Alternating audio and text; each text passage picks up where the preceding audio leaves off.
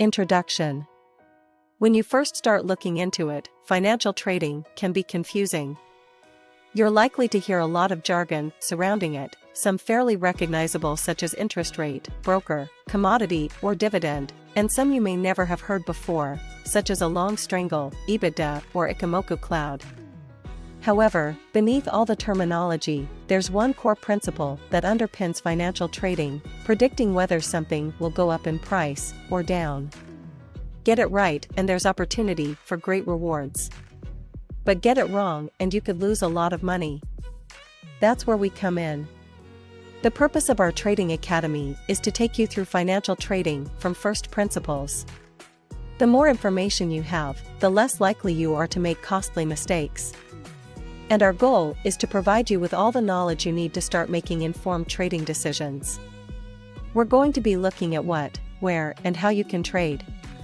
We'll teach you how to look out for trading opportunities, we'll investigate how to manage your risk, and we'll look at what techniques the professionals use to become consistently profitable traders, and much, much more. But before we do all that, let's address the fundamental question about financial trading. What exactly is it?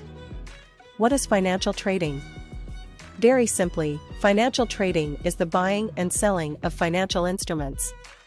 These instruments can take many forms, but some of the main categories are shares, small units of ownership in a company, such as Apple, Google, HSBC.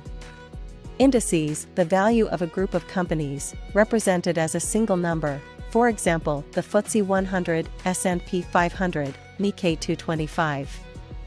Forex, global currencies, including the pound, dollar, euro. Commodities, physical assets, raw materials, and agricultural products, for example gold, oil, corn. People and companies often trade financial instruments because they need the assets for themselves or their business. For example, you may be traveling from Europe to the USA and want to convert euros to dollars. To do this, you would participate in the Forex market. Or, a laptop manufacturer might need a large shipment of aluminium to build components for its computers.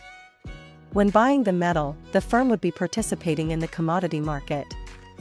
However, most of the time financial traders don't need the assets at all. They are simply looking to make a profit from movements in the price, for example, by buying low, then selling high. What are the financial markets? Just like any other form of market, financial markets are where buyers and sellers come to trade. They are often physical locations where traders meet to exchange a certain type of asset, for example, shares at the London Stock Exchange, LSE. Commodities at the Chicago Mercantile Exchange, CME. But they can also be electronic systems, such as the Nasdaq Stock Exchange. The Forex market, essentially a network of large banks and currency providers. We'll look at the different types of market in more detail later in this course. Financial markets enable traders to exchange assets quickly and easily, because all buyers and sellers are in the same place, sometimes literally, sometimes electronically, sometimes both. They also tend to have very strict rules and regulations, which helps to reduce fraud and illegal activity. For example, if you wanted to purchase some cotton on a regulated commodity exchange, you could buy it without needing to inspect it, safe in the knowledge it had been through a number of quality checks beforehand.